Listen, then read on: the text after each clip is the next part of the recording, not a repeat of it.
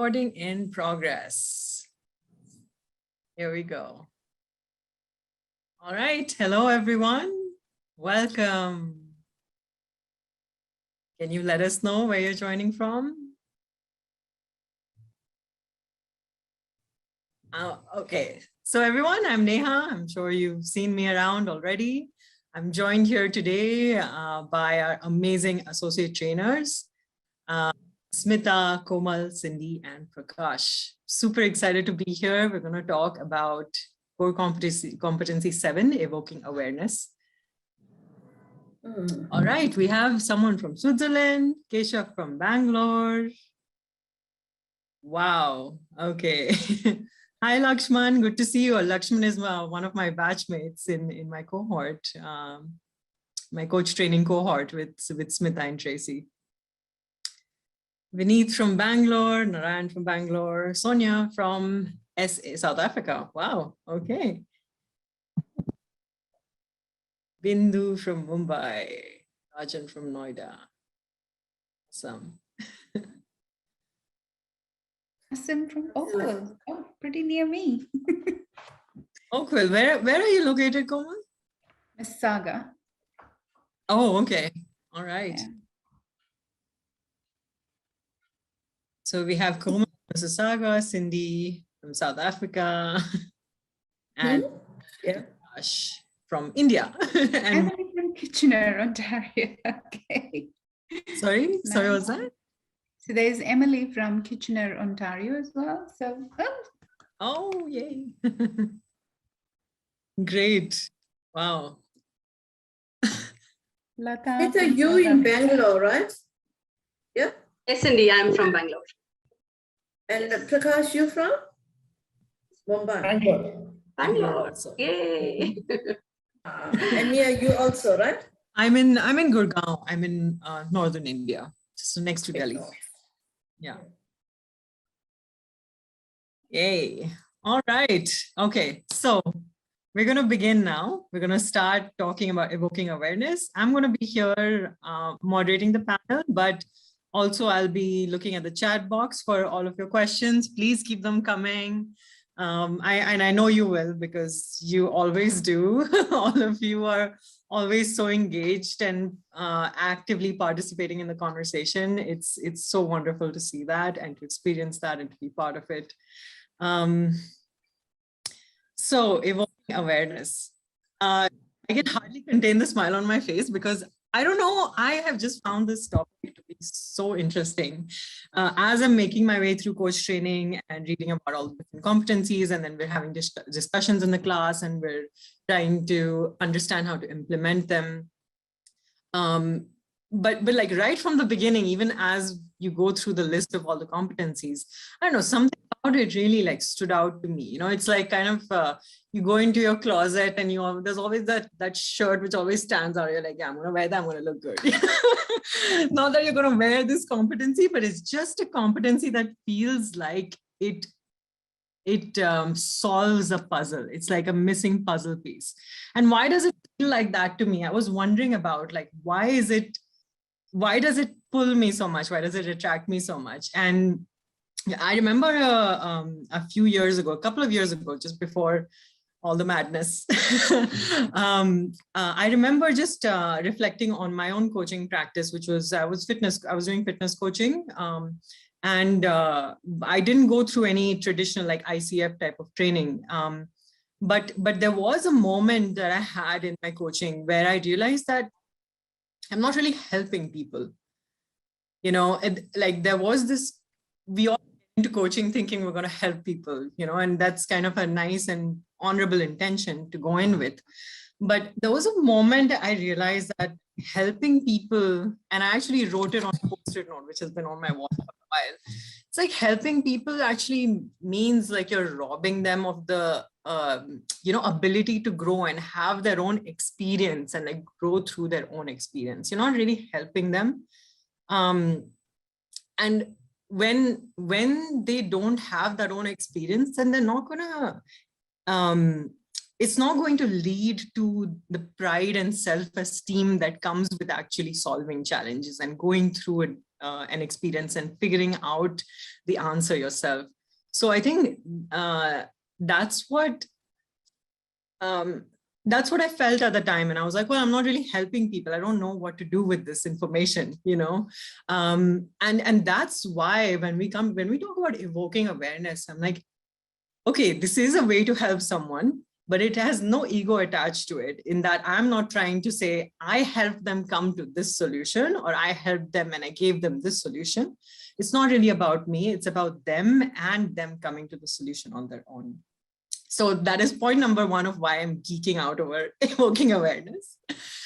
Point number two is that it feels like a quick process. It feels like an instantaneous thing that gets the ball rolling. It's not something that you have to sit and practice every day, or that you have to sit and create systems and plans. It's not cerebral. It's almost like a full body moment of shift and transformation, which I'm sure we have to sustain that over a period of time, but it feels a lot more holistic than just something we think through and cerebrally come to. So that's my reasoning behind choosing this topic today. And I'm so excited to dive deeper into it with each of you. And I would love to just have you, Cindy, just take the floor and take it from here. So drawing from some of the things you said, Nia,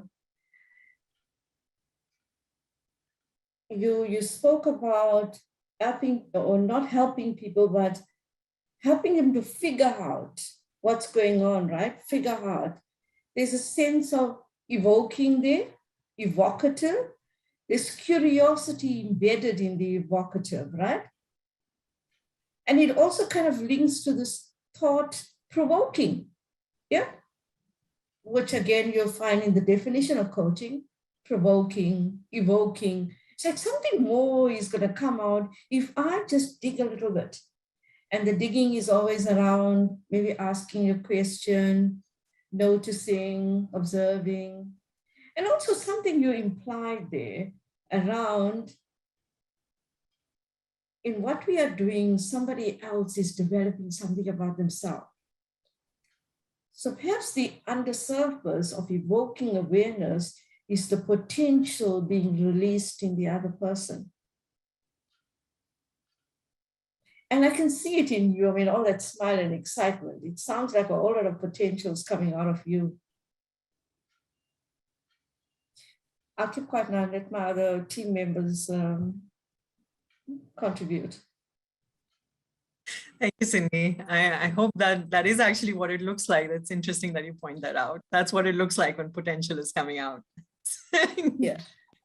You know, Komal, is there something you would like to chime in with? I know you have some thoughts on this. Love to hear from you. I know there is a lot to build around, awareness, and how you began and how you started is like, that is the key realization, that instead of doing it for others, just showing them that they can do it for themselves. And how they can do it for themselves is something within themselves. And then what Cindy said, the beautiful words of evoking and provoking, it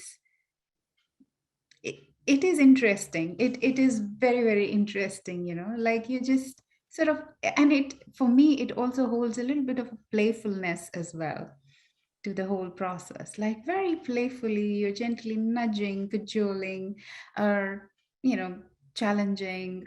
And through that, something gets evoked in the person. And when that happens, you just sit and relish there and say, yes, yes, something is happening.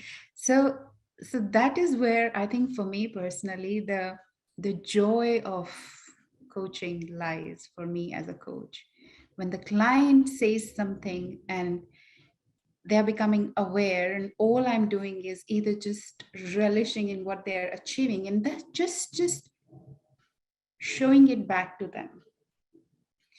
Because while evoking and provoking is important, it's also important that the client becomes aware that, yes, they are becoming aware. Sometimes They can have a beautiful awareness, but can go in the flow. So unless we just stop, take a moment and say, that's an awareness, and the person start to identify that yes, I've actually found something, and something beautiful.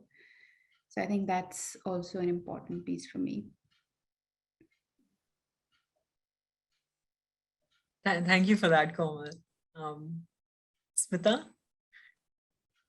That's such a, you know, beautiful explanation that Cindy gave, and then now Komal, about the perspective around evoke, right? Like, and I'm so glad that ICF made the shift from create, from the usage of the word create to evoke, right? Like, evoke is something which is already existing in the client, and all we are doing as coaches is to bring above the surface. Whereas create would just have meant that, you know, we helped them to bring something into existence. So I think that shift in that word, I really, you know, loved what they did with the change in that evoke, or from create awareness to evoke awareness. Thanks for pointing that out, Smita. I did have that in my notes, but I got super excited by about the story, so I just went past it. But yes, the change from creating awareness to evoking awareness feels like an important and meaningful shift. Yeah. And Komal, I also just love what you said about relishing the moment where you do awareness. I think that's probably one of the things that's really exciting for me too, when I look at this phrase, even the phrase evoking awareness. Prakash, I'd love to hear your initial thoughts on the topic. Thanks, Neha. See, for me, it's like in the beginning of the session, it's like finding needle in the haystack.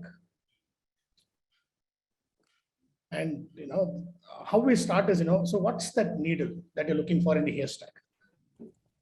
And then, you know, evoking awareness for me is helping the client magnetize themselves to kind of attract that needle from the haystack without, you know, having to scramble around it, or, you know, without having to really push themselves into the haystack and then, you know, worry about where is my needle. It's about, you know, helping the client magnetize.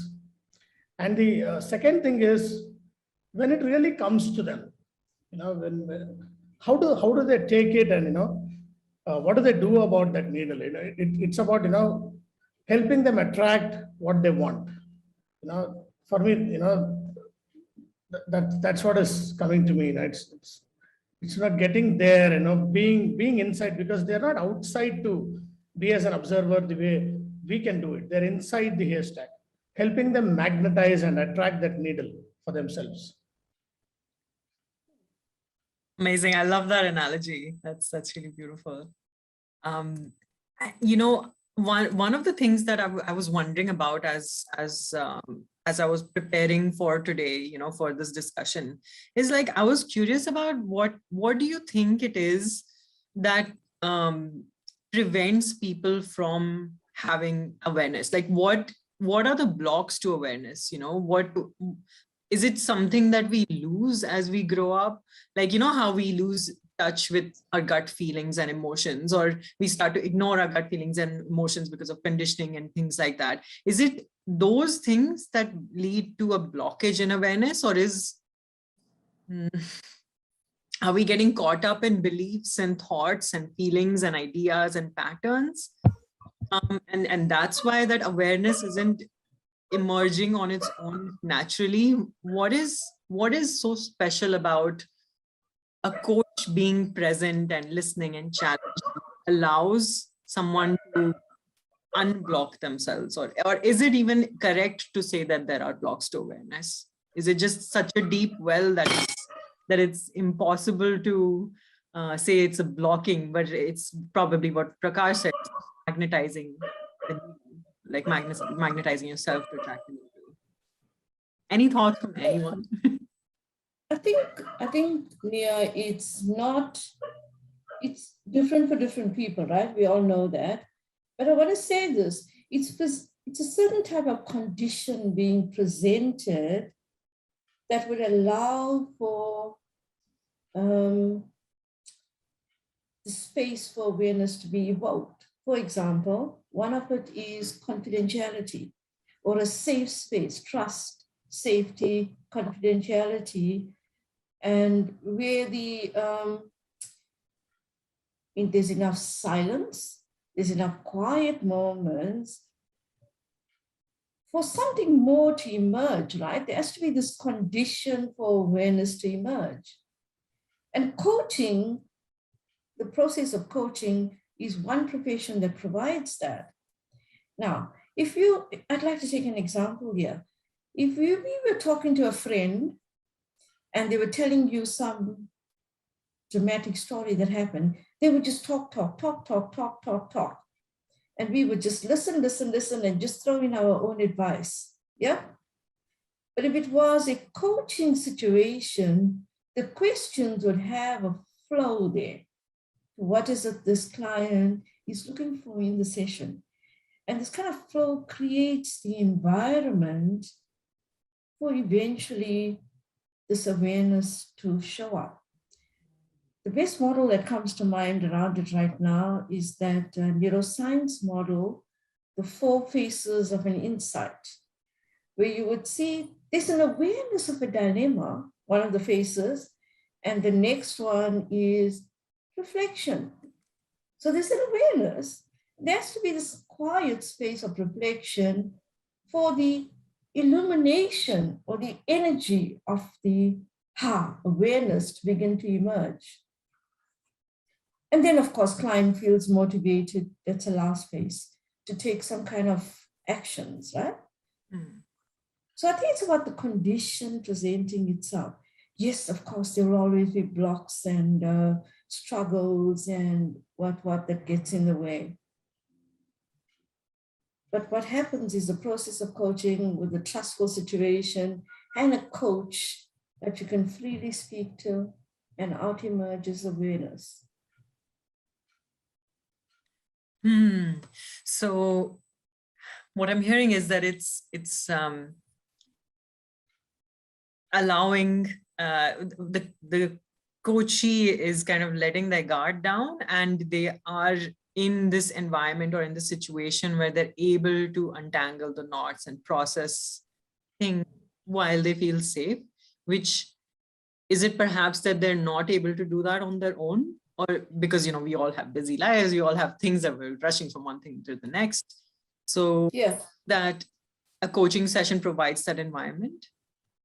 Yeah, and of course, perhaps without the coaching session, if we're just talking about it, we'll use our same language.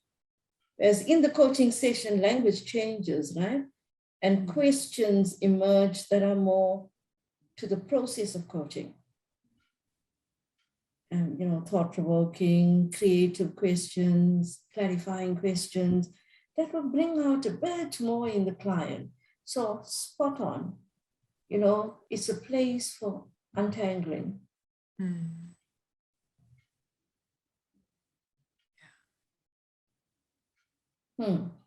Sounds like we need a quiet moment.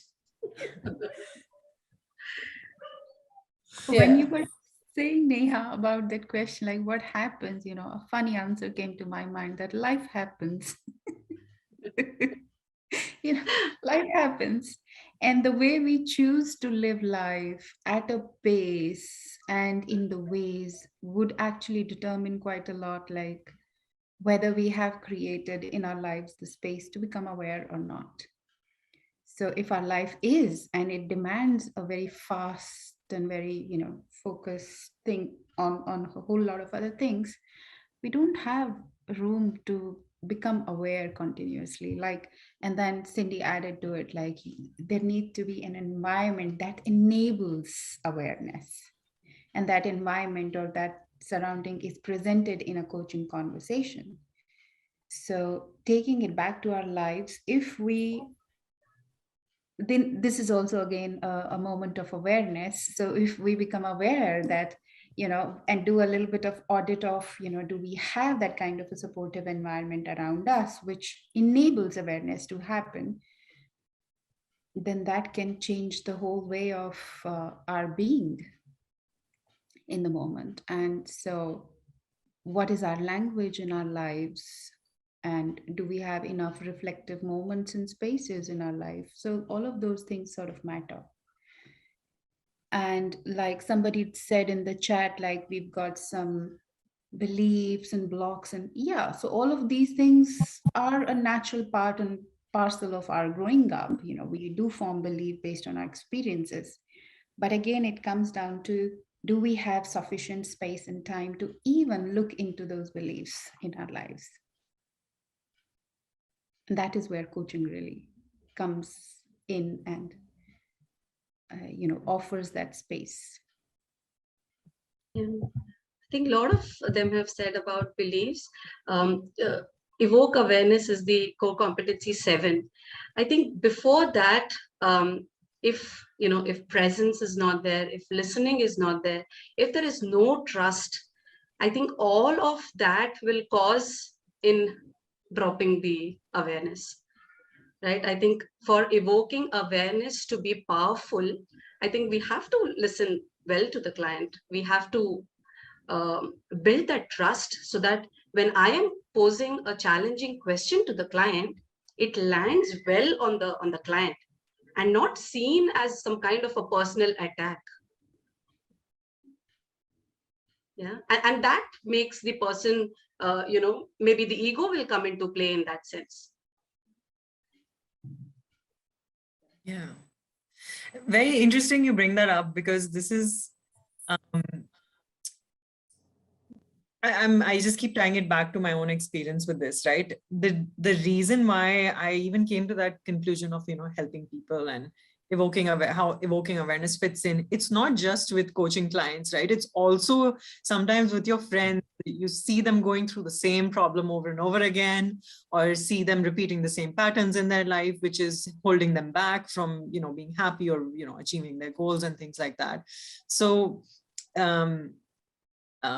I guess I don't really have a question. That's just an observation that sometimes the ego comes in a way if you're not asking the right question in the right way, with the right environment, with the right relationship and rapport built up, and with the right presence in the conversation, the right environment in the conversation.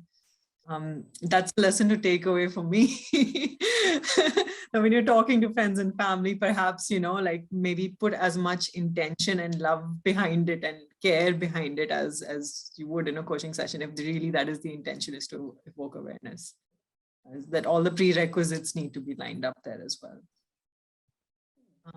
Gosh, I know you're the NLP expert here, and I mean, I think NLP, there's so much relevance here, right? In terms of what are the things that are blocking us, what are the beliefs that are holding us back, and how do we bring them into awareness? So I'm just curious your take on this as well, please. So, while Cindy was mentioning about coaching environment, see, whether it is a non-coaching environment or a coaching environment, a lot depends on questions, because questions are the answers. Questions are the answers. Right? If you're asking yourself, why am I like this, you'll probably get a very trivial, naive answer for yourself. Or if you ask yourself, how do I grow from here, you'll probably get a very different answer for yourself.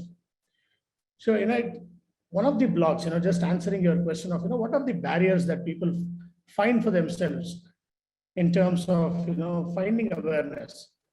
It is probably the everyday questions that they ask for themselves.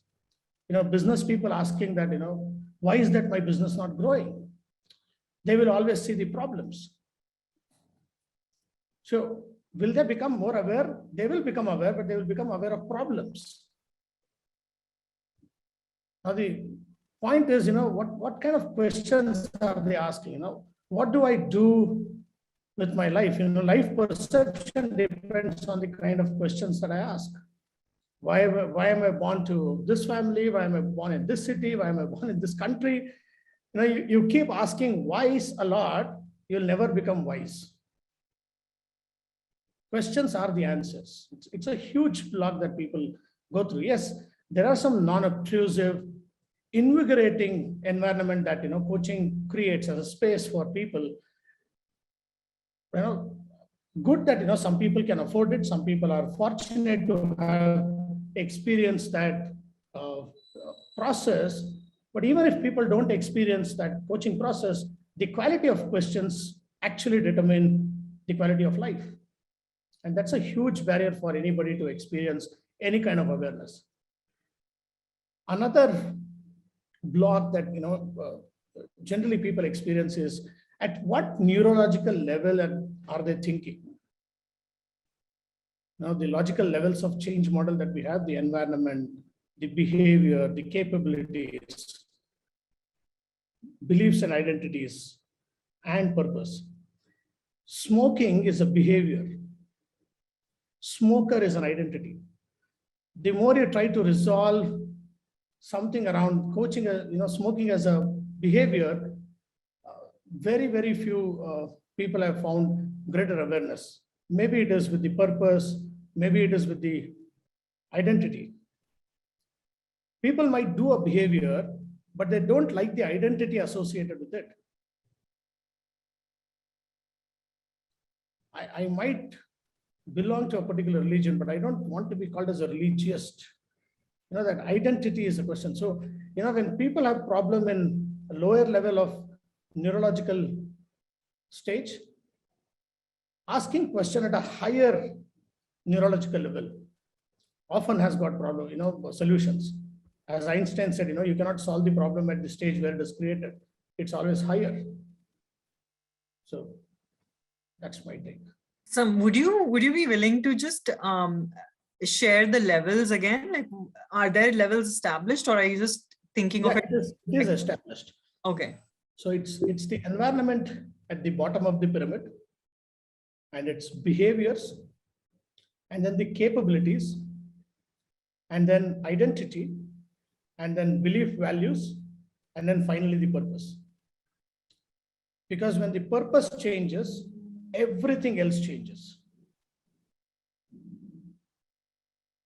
So is this, would we work on the purpose first, or would we get down to the purpose first before we start working on, or like, do we need to work on the other layers if we're working on the purpose, if it all kind of trickles down to that, or do we work our way up through the levels? So it depends on, identify at what neurological stage your client is operating with. Some people come, rambling that I do this, I do this, I do this. That they're talking about behaviors. Or some people say that I can't do this, I can't do this, I don't know how to do this, I don't know. That they're working at the capability levels. Some people are, constantly speaking about, I trust in people, but, I've always got this back. They're speaking about beliefs. That they're speaking beliefs there. So wherever you feel that the client is, just slice it up and see if you can operate at the higher level and question at the higher level, because that is probably where the solutions are. Love it. Awesome. Prakash, I would love it if you could just write down the levels in the chat box. Thank you, Komal. She has sent a link for logical levels of change. Komal has done. Oh, fantastic. Awesome. There we go. I think we need an article on the Coacharya website also. Certainly. About this.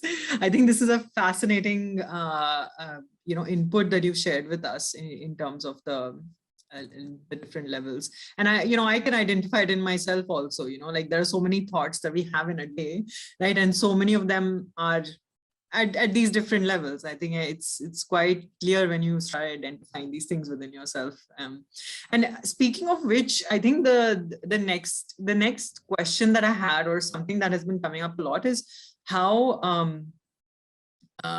is the coach's level of awareness complicit in helping evoke awareness in the client? Yeah, Cindy, I can see you already have something to say. Please go ahead. Yeah, because embedded in that core competency, evoking awareness, is how the coach shows up. Yeah, the last few markers or bullet points there is about how the coach shows up, exactly that point. And of course, coach, one of the things is coach will ask questions one at a time. using language that's clear and concise. And it says primarily open-ended questions. All this creates that environment for simplicity, right? How the coach comes across, because it's evoking more in the client. So more is coming out of the client, and the coach is playing a lesser space of just simply partnering with the client to do some simple questions, one at a time, that's doing all these evoking. There's also there in that embedded in how the coach shows up, coach allows moments of silences, allows or invites silences, pauses, reflections. Again, giving enough time for something to change in client. And those change moments is, of course, as Prakash pointed out and Kamal Smita said, the questions we ask. And it could be around the values, beliefs, and of course, the movement from current to beyond, current to expanded or new ways of thinking. But it requires it requires enough silence to answer them.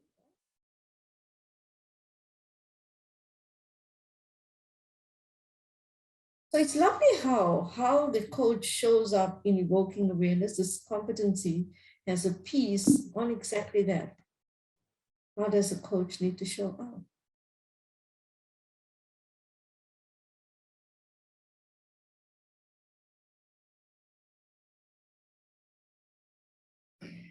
That's so true. And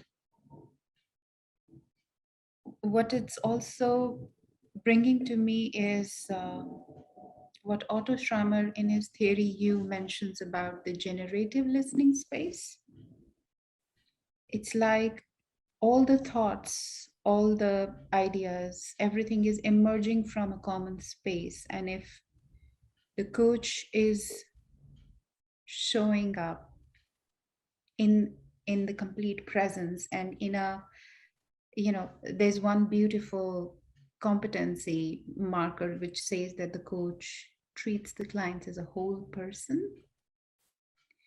So if the coach is showing up as a whole person, as is also holding the space for client as a whole person, you do go to that generative space. And if you have that silence in between that space, then you would notice as a coach that whatever you're becoming aware of, and you just sit with that, the client just says the same thing. The client just speaks out. The client, opens up to receive that awareness, which is coming from that generative space.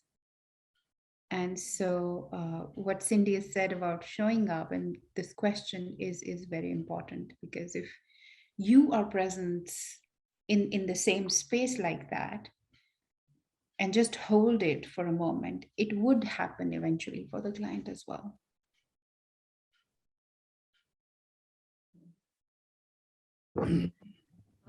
Oh, go ahead, Prakash. Thanks, Smita. 7.8 says, coach allows the client to do most of the talking. Initially, I used to wonder how. Because what if my client is not speaking? How? And then let's say if somebody shared something, the curiosity is beyond. Is there anything else about it? So I love this model from David Grove, Clean Language. One of the question is very simple. It is, and nothing else. Somebody shared something, and in the end, say and just take a pause. Maybe there is something else. Maybe there is something else. Just having that curiosity is maybe there is something else, and maybe there is awareness on the other side of the fence. Just being more curious and just stop. And then I've seen it multiple times, right? It really works so well. Sometimes we think that, it's been 2 minutes of monologue. I need to take some of my marker questions that I need to ask. Have I covered this? And so I've kind of, in the back end, preparing my questions for myself. So, just suspending that for a minute and wait for maybe there is something else.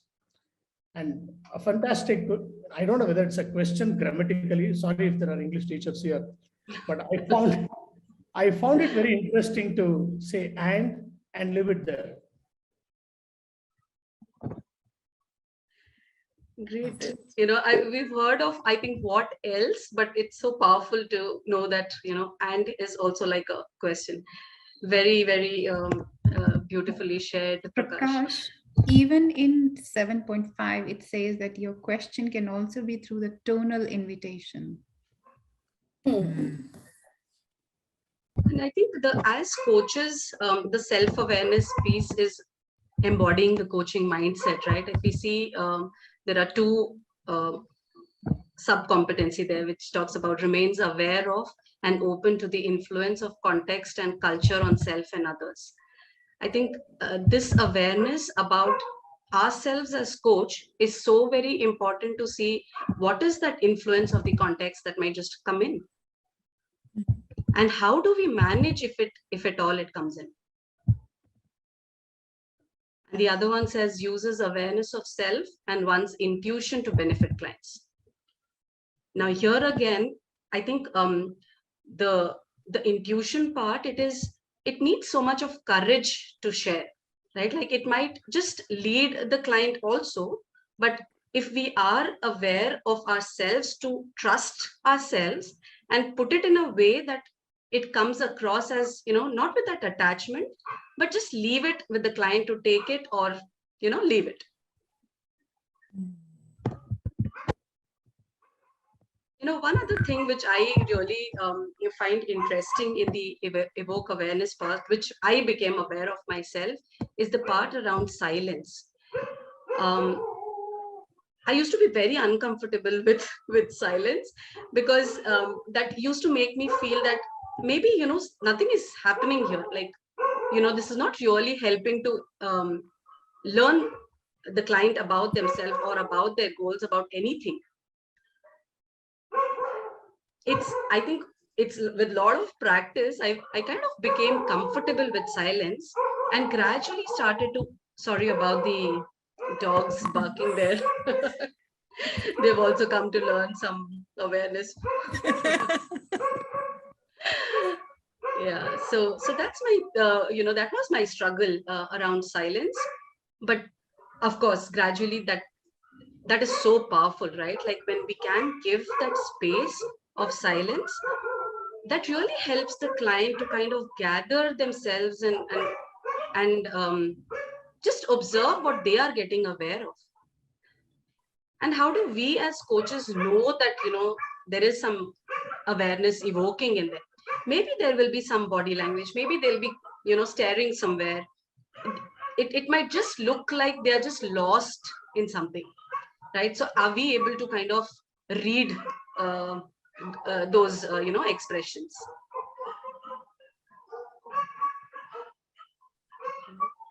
Beautifully said. This makes me think of, when I was a little girl, I used to love games which were about like being a detective, where you're just investigating something or the other. And it sounds like the kind of approach that one would bring to a coaching session is to just like investigate and to be there, to look for clues, to, look for hints and things like that. So perhaps, whatever is in that silence, the fact that it's so powerful and that you are all saying how powerful it is, I still need to experience more coaching perhaps to really get the full understanding of how powerful it is. But this is definitely something I'm going to take away with me, to, let those silences sit and to investigate and to look for then clues. One thing that does come up quite a bit again with evoking awareness is I'm talking about looking for clues, and we're talking about asking questions. How, and there was also something in the competency definition about using metaphors and analogies. One thing that confuses me sometimes is, how do I know I'm not leading the client somewhere? How do I know this is investigative and not outcome oriented? I'm not looking for them to reach a particular solution, which is my belief about what they need to understand or what they need to become aware about. I guess it happens a lot more with the more you know the person, or the closer you are to the person, it could happen more. But even in a coaching context, even if you don't know the person, perhaps one thing that does come up for me is how do we evoke awareness without leading? How do we know we're not leading?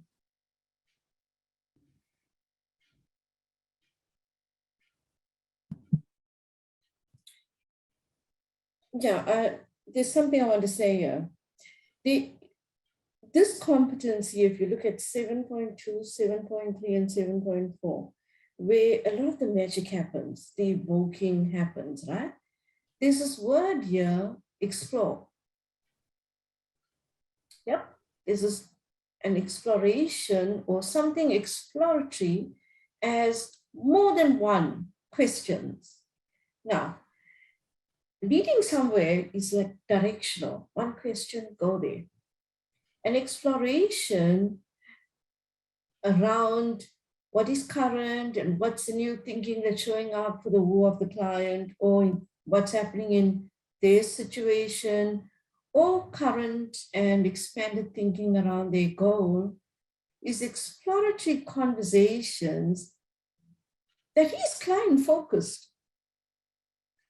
It is client focused. It's very rarely you can meet a client here. And what makes it even more powerful is that the word creating has been taken away. Because creating kind of alludes to leading. So it's evoking what's there and what more, what's new thinking going on for the client. And the conversations are exploratory, meaning there's follow-on questions. Like, for example, if you noticed, since we're talking so much about silence, I'll use a silence example. If you notice the client has suddenly gone quiet, like the client was talk for 20 minutes, and something happens and it's gone still, that you can feel the quietness. And you check in with client. I've noticed you become quiet or you become reflective. What's happening in the quietness? What's going on there, right? However you want to ask it. And then it's an opportunity for client to also pay attention to what's going on in that quiet moment for them. Like, for example, something may be showing up to say, yeah, this is possible now, I can do this. I thought I couldn't, I couldn't see any solutions to this. I couldn't see realizations here, but now I'm beginning to feel it. I'm beginning to feel something stirring up. Now it's an opportunity to ask, it sounds like something new is showing up. What is it? To continue that conversation. And when client shares, like, for example, I'm feeling a sense of relief that this now looks like it's something I can do. There's a follow-on there. Okay, so how do you feel about that now that you figured this out? So an exploration is following on. And of course, it leads into, if possible, what are you learning about yourself or discovering about yourself? Doesn't need to use the word learning. It could be a strength, a capability, a talent, a value, whatever showing up. So you can pick up on that. What's the new? Yep. So it's kind of a follow-on, an exploratory conversation. And it's so client-focused that leading kind of doesn't fit into the space.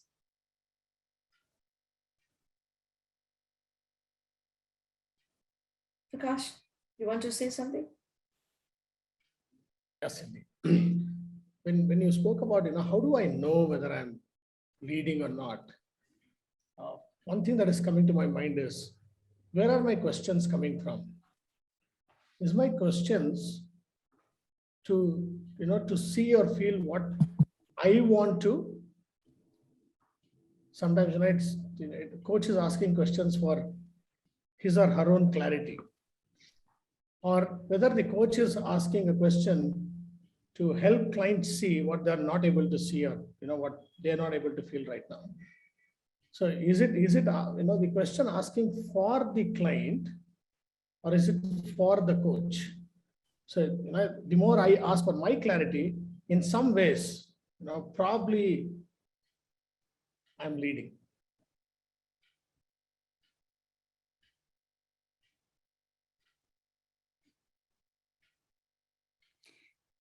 That is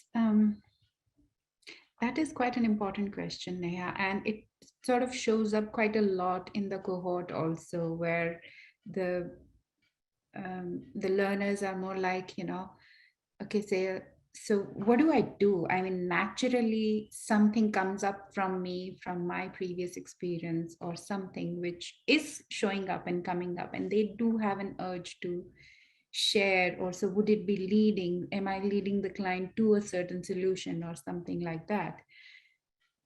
And when I started my coaching journey, yes, it did felt like leading, like, oh yeah, I've gone through it and I did this and it seems like that's the solution. So it did happen in stages. So initially, whatever will come for me, I'll share, and the client will think about it and say, yeah, but for me, it's not that, it's something different. So that brought me an understanding that a same issue or a same situation can be approached in so many different diverse ways. So I sort of learned it firsthand. And then secondly, what Cindy said is that, and then I was like, okay, so I shouldn't share what is coming up for me. But then I contemplated on the fact that, coaching is also partnering. So if I'm not bringing my 2 bits, just because I feel like, oh, I might be leading the client, is it really partnering? Because something is naturally showing up in me, and I would like to consider that if it is showing up because I'm present in this space, it has something valuable probably for the client. So instead of snubbing it and thinking that, oh, I would rather share it in a way that it's partnering, that it is open, that I'm not attached to it, and that I'm not fixed that the client will consider it. I would still share. And then what Cindy said is explore.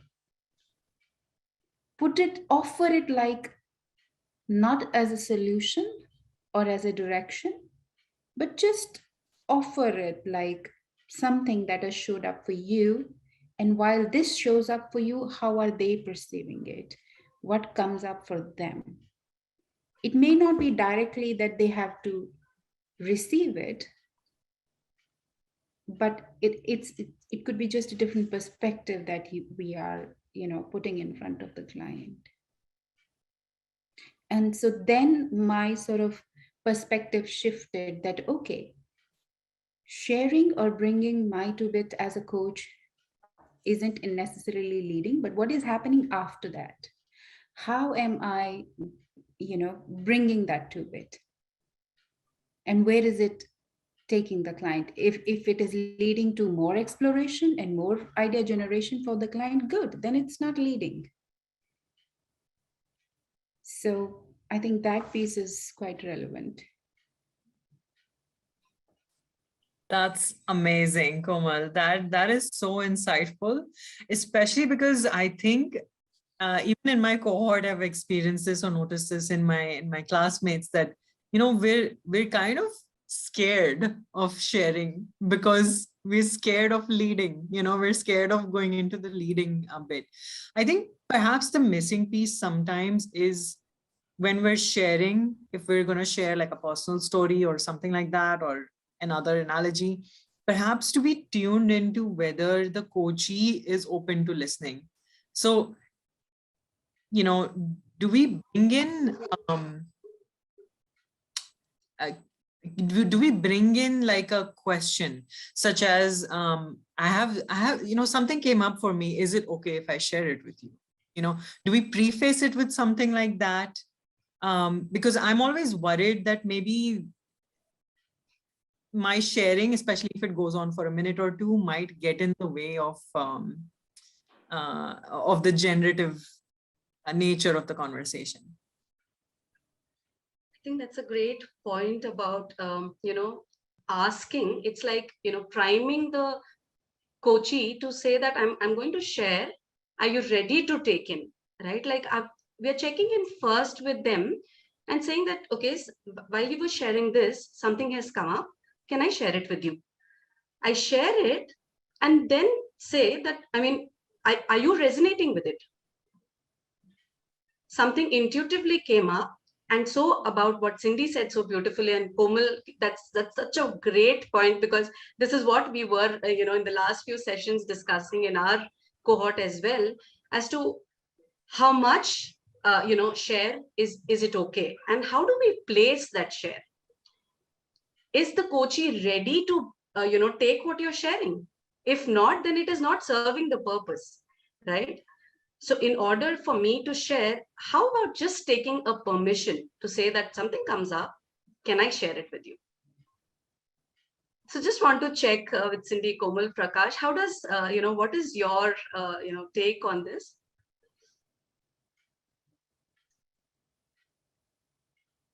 So absolutely spot on. Sharing is for having something to the client, right? The same as curiosity. When you ask curious questions, it's to learn more about your client. Or same with sharing. There's something happening in that moment, and if you want to share something, it's intuitive or comments, thoughts, feelings, suggestions, and the coach is not attached to it, meaning the coach will check it in with the client. Clients can say, yeah, that's a great point, and start building on it. Because you can ask, well, what's great about it that's landed for you? Which part of this is great for you? Because now you're checking into the client, how it's sitting with them. Now it becomes about the client, but the coach said something to trigger off something more in the client. So there's a huge value in that, in how coach shares. And I hear what you're saying, Nia, because a lot of coaches are very concerned, sometimes over concerned with leading. Like they wonder, what am I leading? And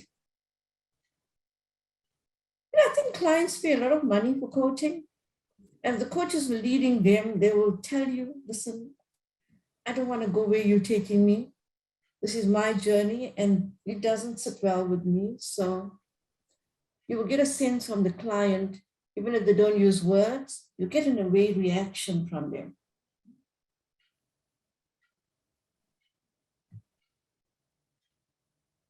And there's some things in the process of coaching that is indeed leading. But that happens within the process of the professionalism of coaching. Like core competency 3. We are asking the client, what is it they want to work on in the session? We are asking the client, how they know they're making progress in the session. But all that is a process of coaching, where coaching focuses on solutioning or walking away with some actions and building on it and making progress. Focuses on goals.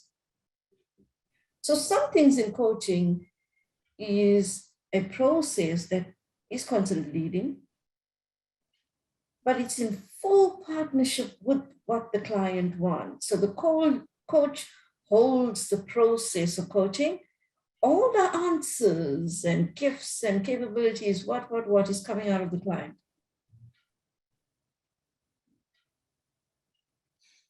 Cindy, what you have said sort of resonate with what Anand has mentioned in the chat box, saying that when we lead the coachee to the place where they want to go, is it not leading? Yeah, like that's to the point to what you've shared. Yeah. That's a great point by Vinita. Lead towards the goal through their exploration, not led by us.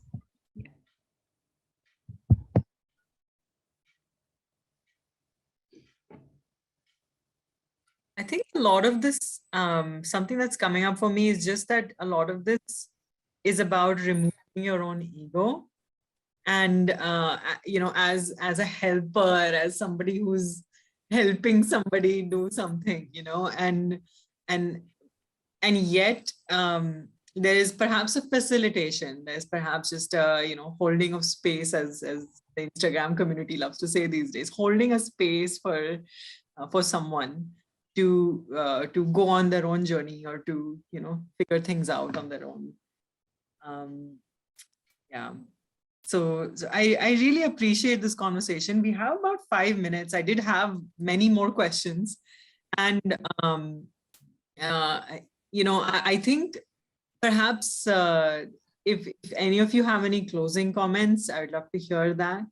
And I think one of the things that I really did want to touch upon, so if it's okay with you, we'll take another 5 minutes to do that, is using this competency in a workplace situation. So evoking awareness when in the context of leadership and organization. I think one of the things that we encounter over and over again, that I've heard from all the other trainers as well, when we're teaching or when we're training corporate leaders, and helping them develop coaching skills, one of the things that comes up again and again is, oh, I don't have the time to lead them to, and evoking awareness. We don't have that time. We have things to do. Things are urgent, and we can't just sit there and keep asking them questions. There's this almost kind of eye roll that comes up from managers and leadership. So I'm curious how we can approach that, or what are some of your thoughts on that? Can we touch on it just in the final few minutes of this one? That's such a wonderful question. I think you're talking about organizations, but I'm just thinking about with all the relationships that we have, right? Like this is so powerful. And if you're able to evoke awareness in the other person, it is an inside out approach. And so there is more ownership to the task that I am given to perform, and there is more accountability. I think if these two words, the manager gets to know that, this is what will happen if I'm able to ask the questions rather than just go and provide some solution. I think there will be investment in this process. Yeah. I think, Neha, what you said, if a manager says that, oh my God, I have to chase the targets and I've got no time to sit and evoke awareness. Well, they need to be coached, first of all, for their own mindset. Because it's like, I don't have time to say service my car because I have to run it and I have to reach some destination. Well, come on, how long the car will run? That means that there is something which need to be addressed, because it really doesn't look like that. It seems like, oh my God, evoking awareness is such a huge task. It probably takes God knows how long a time. I would say if you as a manager are sitting in the right framework of your mind, and if you are present really not just with the objective that you've met, but also the whole system, and your team members are adequately, what is their mind level, where they are exactly. Sometimes it happens with us also. Like there are some clients whose mind is so distracted and so disturbed that it takes a whole lot of time to first bring them to a space where they are focused. And when your mind is prepared, just one question would bring the kind of awareness that, entire year of your living would not do. So it's also about preparing our minds and bringing them to a point of concentration where they are ready to receive. It's like that they have ample oil that you just spark and it lights up. So I think for managers, it's very important that they do invest some time continuously, because awareness isn't about digging a mountain. It's just lighting a lamp that has oil in it. Yeah, I know we are we are just about time. I'll take a minute to kind of reflect on what you just said. Very powerful, because a lot of working population don't belong to the coaching world, and it is so relevant to them. So a very typical mindset of a leader is using human beings as keying computers. I key in and I know how the computer behaves. It's programmed. So, if I want something to be done by Neha, I tell you what to do. So telling is as good as keying on the computer. So as long as I'm in that tell mode, it's almost impossible for me to get into that coaching mindset, because coaching mindset starts with your ability to ask questions. And when you ask questions, you have to wait for answers. And I can't wait. So, I'm tempted to give you answers.